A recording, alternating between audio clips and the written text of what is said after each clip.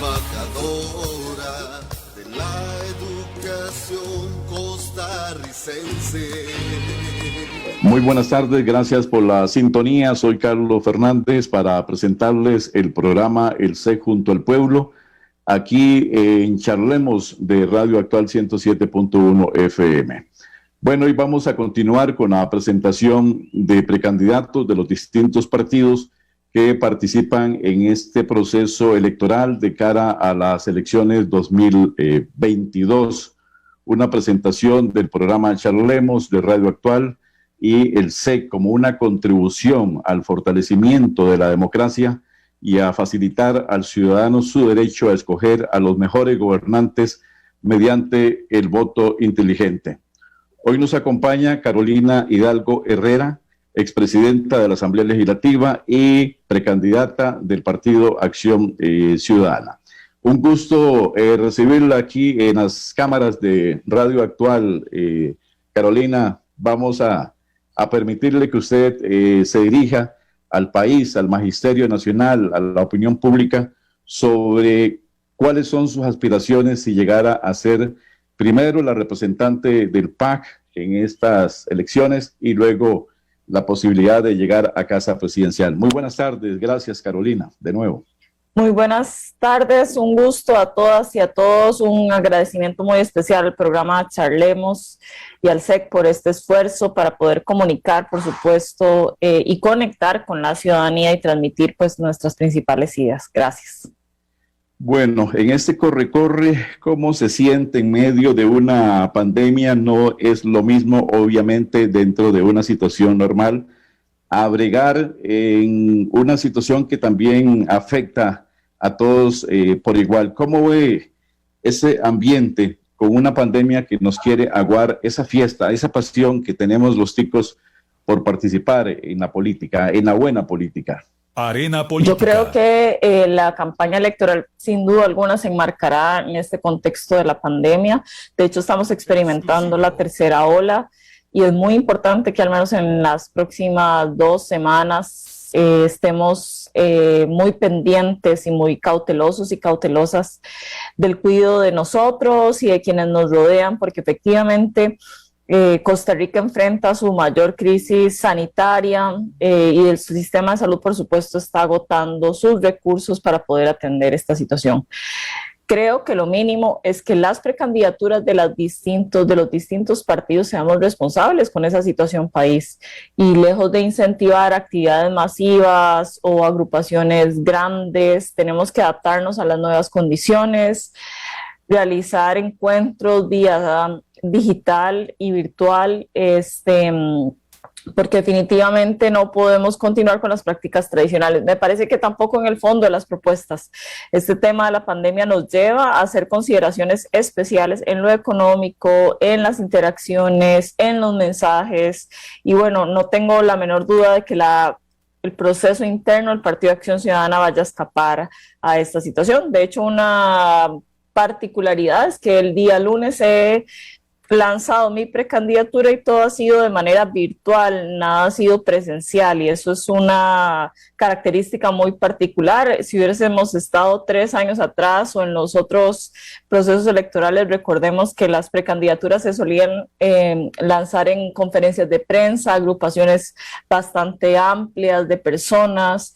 Ya todo eso ha quedado en el pasado y toca adaptarse a la nueva realidad. Carolina Hidalgo Herrera, ella nació en un 15 de octubre de 1982, es una abogada y política costarricense, actual diputada por el 6º lugar de la provincia de Alajuela en la Asamblea Legislativa por el Partido Acción Ciudadana para el periodo 2018-2022. Carolina, ¿cómo fue esa experiencia tuya comandando la presidencia de un importante poder, el más importante poder de nuestro país?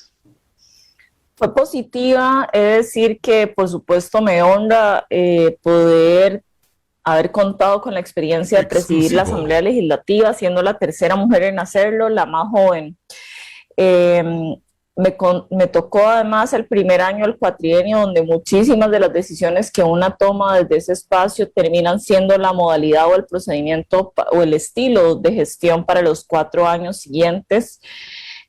Pudimos gestar la reforma fiscal, que fue una reforma importante para el país que se había esperado por cerca de 26 años, dado la difícil situación económica que enfrentaba y enfrenta el país actualmente, y también una reforma del reglamento que le permitió darle mayor agilidad a los procedimientos internos de la Asamblea Legislativa, entre otros procesos de suficiente peso. Fue una experiencia positiva. Me atrevo a decir que además me ayudó en la reflexión de lo que significa la paridad en la toma de decisiones. Creo que Costa Rica ha avanzado de manera ejemplar, si se quiere, en comparación con América Latina respecto a su normativa para que las mujeres podamos llegar a esos espacios, pero una cosa es la norma y otra cosa es realmente la aplicación de la misma. Entonces, pude comprender lo que esos cambios significan a la hora de la toma de decisiones y, por supuesto, reflexionar sobre la importancia de seguir fortaleciendo los procesos democráticos para que las personas con los mejores perfiles puedan estar en la Asamblea Legislativa. De lo contrario, la factura es muy cara, la curva de aprendizaje para el país es realmente compleja, y las decisiones puede que no fortalezcan necesariamente todo ese Estado social de derecho y la institucionalidad democrática de la cual nos sentimos orgullosos y orgullosas. Bueno, usted se convirtió en la tercera mujer en la historia de nuestro país en ocupar este puesto de presidenta de la Asamblea Legislativa, solo después de Rina Contreras López en el año 2000, recordamos, y Rosemary Karpinski Dodero en 1986. Pareciera que usted es una mujer que le gusta romper paradigmas y aportar novedades, innovación, pues su juventud lo dice todo, ¿verdad? Sí, estoy muy dispuesta a poder aportar en este proceso democrático, también la institucionalidad y desde la trinchera que corresponda a fortalecer ese Estado social de derecho que hemos construido como costarricenses, por supuesto, a darle o impregnar la toma de decisiones de la visión de las mujeres, que por supuesto somos el 50%, que me parece que es importante. Y bueno, este paso hacia la precandidatura no deja de ser también una ruptura de paradigma respecto al ejercicio de la política. No son pocas las mujeres jóvenes que se han planteado para este espacio. Además que no necesariamente es la figura como tradicional de hombre con esposa y sus hijos, que viene de un partido más acostumbrado a estar en el poder. Entonces sí, estoy intentando hacerle la pregunta a la ciudadanía y al electorado: ¿y qué pasa si una mujer joven se atreve a esos espacios? Joven relativamente, porque además le cuento que en realidad parezco más joven de lo que soy. Estoy a un año prácticamente a los 40. Y bueno, otros hombres a lo largo de la historia costarricense han ocupado la presidencia con mi edad, solamente que tal vez acá hay una consideración distinta respecto a cómo se percibe y también las críticas o los análisis usuales que llevamos las mujeres. Además, mi trayectoria en la función pública no es poca, ha sido amplia también, y bueno, espero aportar desde esas expertices y esas capacidades. En eso estamos de acuerdo. Nos gustaría, Carolina, que usted le dijera a nuestros oyentes a través de Radio Actual y a todo el Magisterio Nacional quién es Carolina Hidalgo Herrera, porque lo poco que sabemos pues es que es una abogada y política costarricense, pero ha pasado por algunos puestos que le han atemperado su espíritu para tener este gran reto de representar al PAC en las próximas elecciones. Bueno, efectivamente yo soy de San Ramón, de educación pública en primaria, secundaria y universidad, de una familia grande de 6, yo soy la número 4 de esas familias grandes que ya casi no se ven. Y bueno, efectivamente estudié Derecho en la sede Occidente. Mi especialidad ha estado mucho más enfocada en la resolución alterna de conflictos. Empecé mi carrera ejerciendo en lo privado mi profesión como abogada y como mediadora. también en arbitrajes, mediaciones y por supuesto procesos judiciales. Posterior a eso fui asesora de oposición en el Congreso. Ahí tuve la oportunidad de entender un poco más la dimensión de la política, porque si bien es cierto estaba involucrada no al nivel de entender las dinámicas de las tomas de decisiones, los procesos complejos de construcción de acuerdos y demás. Después tuve la oportunidad de trabajar en el Ministerio de Justicia como directora de resolución alterna de conflictos también durante 4 años y posteriormente diputada. Eso en lo que tiene que ver con la función pública, eso suma cerca de 10 años. Tal vez no es una amplia trayectoria, pero sí el poder contar con la experiencia de estar en el Ejecutivo y en el Legislativo me da una visión importante de lo que son esos espacios. Posterior, tal vez mencionar que dentro de mi formación, además de licenciada en Derecho, hice una maestría en Derecho Público de la Universidad de Costa Rica y tuve la oportunidad de estudiar fuera del país, en España, una maestría de Desarrollo Local y Ordenamiento Territorial que tiene que ver más con este enfoque urbanista desde una óptica un poco más amplia. También tengo pasiones como la música y el deporte. La música quedó más en el pasado, pero soy deportista, especialmente nadadora. Y triatlonista cuando tengo la oportunidad. Y creo que mi característica principal, tal vez en el ejercicio de la función pública y de la política, tiene que ver más con construcción de consensos. Eso es, creo, más mi perfil, si tuviera que describirlo. No soy una política tal vez de fuertes contenciones, siempre intento ser una tejedora más bien de las relaciones y de los consensos. Bueno, eso es una gran virtud en estos momentos de lograr los consensos y sobre todo unir en lugar de desunir, de sumar en lugar de restar.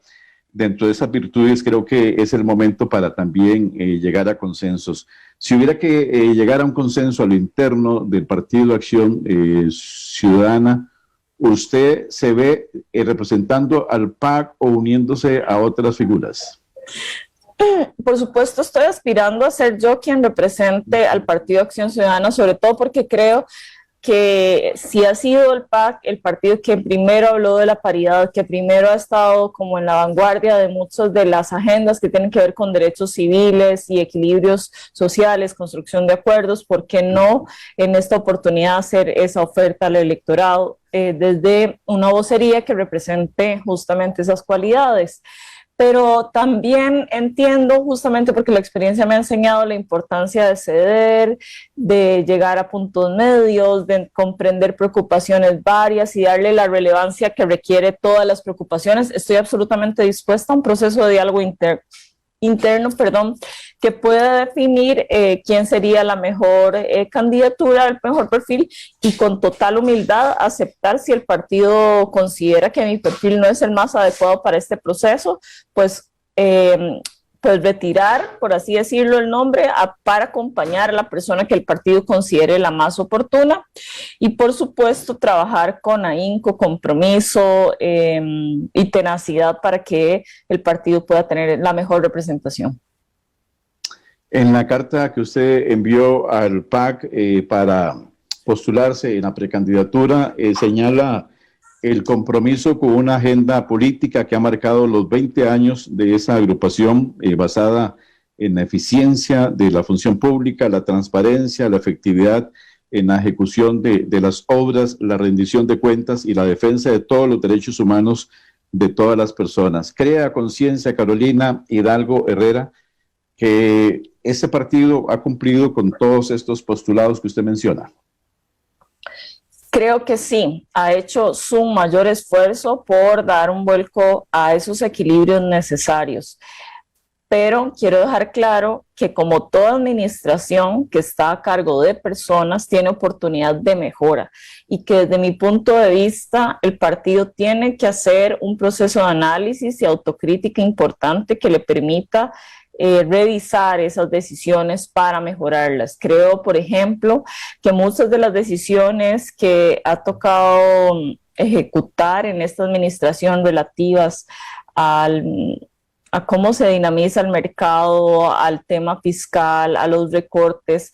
Quizá no ha tenido ese enfoque más pensado en las poblaciones vulnerables, quizá no ha sido lo suficientemente equilibrado. Y esto tiene que ver con un tema de posibilidades reales políticas. Entonces, desde mi punto de vista, sí, se ha cumplido con ese enfoque, tal vez en distintas áreas más que otras, y que debe existir un análisis de cuáles han sido esas decisiones